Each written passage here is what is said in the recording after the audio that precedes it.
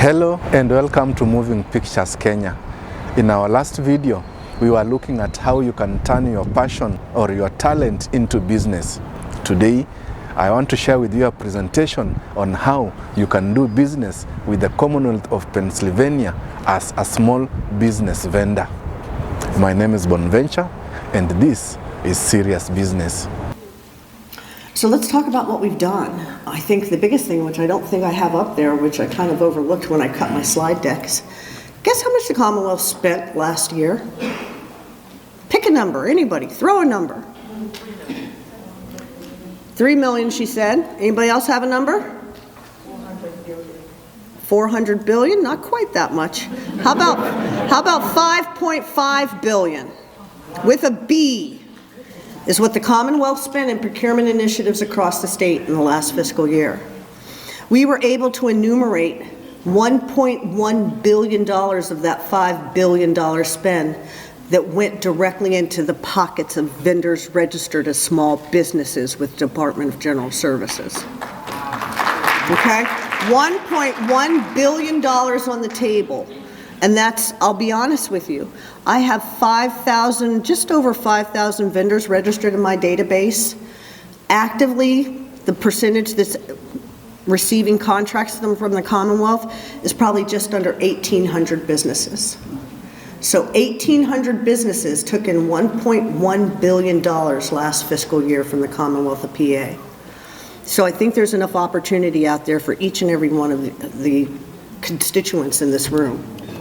Some of the things that we do that have been initiated by the most recent administration is to cut the certification time to make it easier and faster for you to be enrolled in these programs. We've instituted some new prompt payment policies to make sure that small business vendors are being paid in a timely fashion that allows them to maintain their operational capital. The Department of, or our Bureau of Diversity is responsible for an annual report that goes to the Governor's office that enumerates the success of our programs. So that's where I came up with the $1.1 billion, and I think that's a pretty big incentive. Now, I knew that this was an Emerge Her event, so I wanted to share the statistics specific to our women business registered vendors.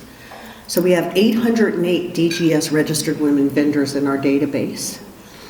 And they received just over $313 million in spend from the Commonwealth. So it funnels down to all of the sub-segments within the small business category.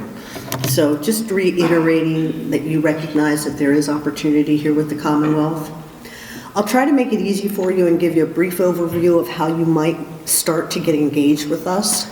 The first thing that you would have to do is register with the Commonwealth as a vendor.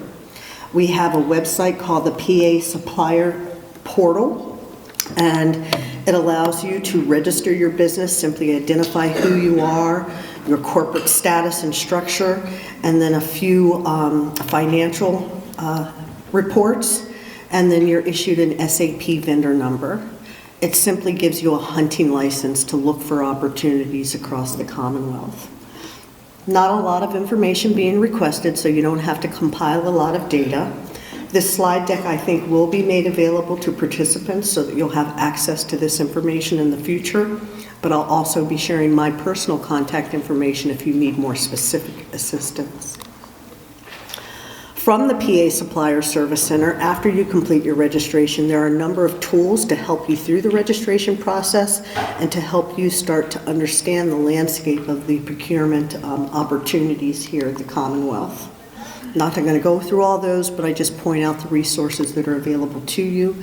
And at the end of the presentation, there are links that will drive you directly to those sites. Now, after you register as a vendor and the Commonwealth knows who you are, the next most important thing is to register with my Bureau as small, diverse, or veteran as applicable. As I stated, there are procurement programs that I'll be talking about shortly that identify you and put you in a position where you're being sought after as opposed to necessarily competing against a downstream wind. So just to give you an overview, the Commonwealth of PA, through the Bureau of Diversity, administers 3 programs. We have a small business program which allows vendors to self-certify on an online application that can be completed in as few as 15 minutes. The eligibility requirements state that vendors must be US-based, for-profit, independently owned, non-dominant in their field of operations, with fewer than 100 full-time equivalent employees, and earning less than $47 million in a 3-year revenue average. Anyone here earning more than $47 million in 3 years? If so, I want to meet you. So everyone in this room theoretically should be eligible to participate in our small business program. And I'll talk in just a moment about where that differentiates you in the marketplace. Now, after registering as a small business vendor, we have a diverse and veteran business enterprise designation that requires vendors to pursue a third-party certification from a national certifier verifying their participation or ownership in a diverse or veteran designation. There are 7 entities that the Commonwealth recognizes. They're on our website. It's a mixture of 0 fee-based programs and some that do have annual registration and renewal fees. But the vendors must be 51% owned and operated by a person in one of the following designations. So for our diverse business designation, that would include women-owned businesses, service-disabled veteran-owned, minority-owned, LGBTQ-owned, and disabled-owned. And then, of course, our veteran program acknowledges our veteran and service-disabled veteran-owned entities. So why get registered under those programs? First and foremost, once you get registered, you get advertised in the PADGS supplier database. It's an internal database that's open to the public that lists vendors that are registered in one of the 3 distinct programs. Not only are vendors in the community seeking out that database to be compliant with some of our procurement rules, but our procurement professionals are actively searching that database to find vendors to help them meet the solicitation needs that they have. So it's a free form of advertisement. It also allows you to be visible to the procurement team at the Commonwealth when they're seeking vendors to meet the needs of their agencies. So I talked about procurement programs that incentivize the use of small, diverse, or veteran businesses. The first one I'll speak on is a small business reserve program.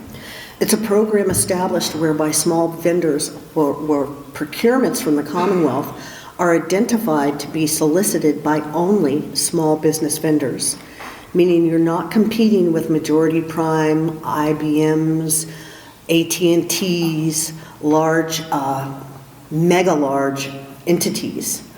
So the process is that the governor has mandated that each agency proactively assess their budgets to identify a significant portion of those solicitations to be released under the Small Business Reserve Program. Historically, there was a percentage attached to this program. It started out when I started with the Commonwealth at 10% goal. It was increased to 20%, and when the Shapiro-Davis administration came in, they talked about raising it even more. And instead of picking a specific hard and fast number, the administration decided that they're just going to focus on managing the cabinet level secretaries to ensure they recognize the importance of the issue so it's not stop-capped. Some agencies have a greater potential to use small business entities than others, so we didn't want to limit their goals in trying to meet the needs of providing procurements set aside exclusively for participation amongst that group. So by registering, that 15-minute registration that's completed by attesting to meeting the registration requirements allows you to be eligible to participate in some of those programs, those small business reserve solicitations. And I'll talk to you about how to find those solicitations. So we actively train our procurement professionals that each and every time they have a need to procure something on the behalf of the Commonwealth, they should be assessing the scope of work and checking the DGS supplier database I pointed out earlier to see if there are a minimum of a critical few, 3 or more vendors that could potentially meet the needs of the solicitation. If they find 3 or more and there are no other exclusionary factors relative to the solicitation, it will be released as a small business reserve, allowing you the opportunity to potentially participate in the procurement. The other procurement modality engaged is that we have a goal-setting program that was enabled by a disparity study that the Commonwealth concluded in 2018. And for those of you that don't know, a disparity study is an assessment done by quite often an accounting or auditing firm that goes and looks at the procurement practices of an entity over a period of time, looking at their policies and procedures, looking at the marketplace to see the availability of vendors to meet those needs, and then enumerates the rate of disparity across various industry sectors and works of scope across a geographic region. So when we concluded our disparity study in 2018, it enumerated the rates of disparity across the state in various procurement types, allowing us the legal footing to establish some programs to assess those disparities. And a direct result of that disparity study was our goal-setting program. Our goal-setting program is a process by which solicitations are reviewed internally by the Commonwealth to assess their applicability to assign mandatory goals for the subcontracting participation of small, diverse, and veteran businesses. The Supreme Court, and legally, we have to look at each solicitation and narrowly tailor the goals to the appropriateness of that specific solicitation. So it is rather involved, but we look at each and every scenario to determine, are there subcontractable components of work, run it through an algorithm based on disparity study metrics to assign a goal to a solicitation that compels majority primes to engage with SDB and VBE vendors. So instead of them maybe answering your calls or the doorbell ring, they are now actively looking at the DGS supplier database trying to find you, because without your participation, they're not eligible for our contracts, okay? There's a waiver process, but it's a strict waiver process. Holistically, the program incentivizes majority primes to engage with small, diverse, and veteran businesses like yourselves. So that's a program that differentiates you in the marketplace. This is a little bit procedural, but just so that you know, it applies to any solicitation for materials and services valued over $250,000 or any construction solicitation valued over $600,000.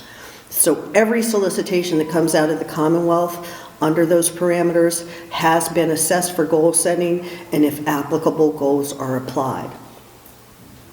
There's a mathematical process that we follow to individualize the assessment for each procurement. And the disparity study came back, and its overall report was that there's about a 26.3% rate of disparity in the use of small, diverse businesses in our Commonwealth contracting. And when you look at the rate of use of veteran businesses, it should be somewhere around 4.6%.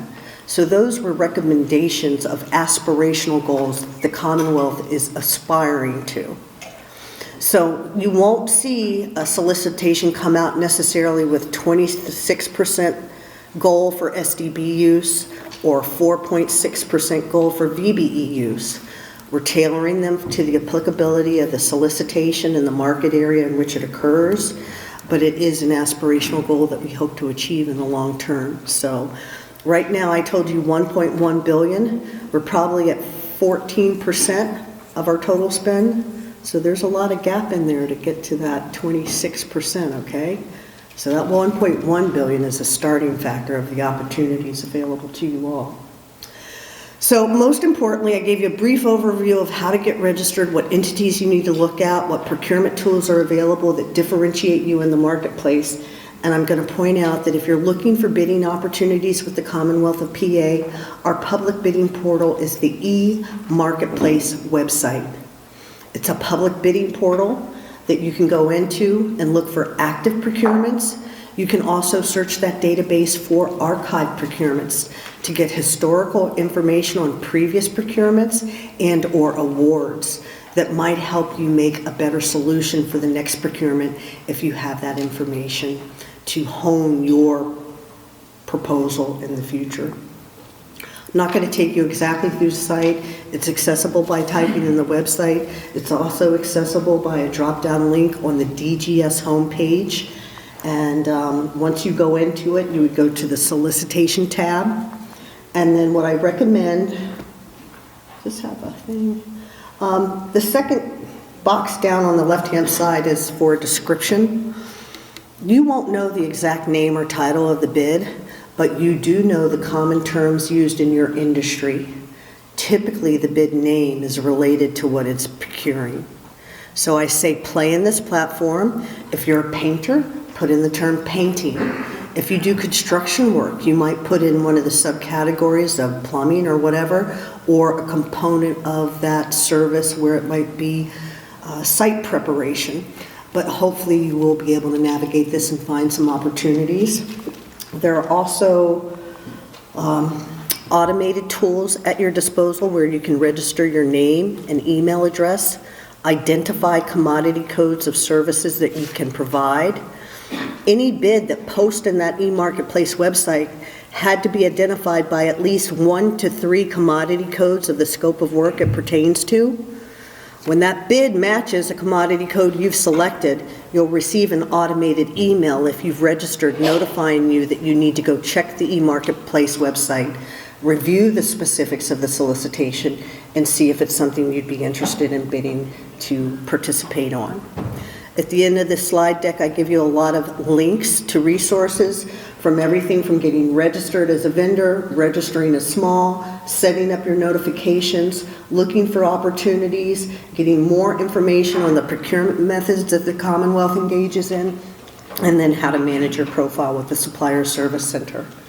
For those of you that are technologically advanced, there's a QR code to this document that has embedded links that you're welcome to take a picture of now, that you can go straight to your computer and start hitting some of these sites, getting registered and looking for opportunities with the Commonwealth of Pennsylvania. So that concludes my presentation. I thank you for your time, and I hope each and every one of you will take the time to pursue and at least familiarize yourself with opportunities from the Commonwealth to see if it's something that fits your business goals and strategy. Thank you again. Have a good day. Thank you. Thank you for watching this edition of Serious Business. In our next video, we shall be looking at why small businesses must adopt the use of artificial intelligence in their businesses. My name is Bonventure. See you in the next edition of Serious Business.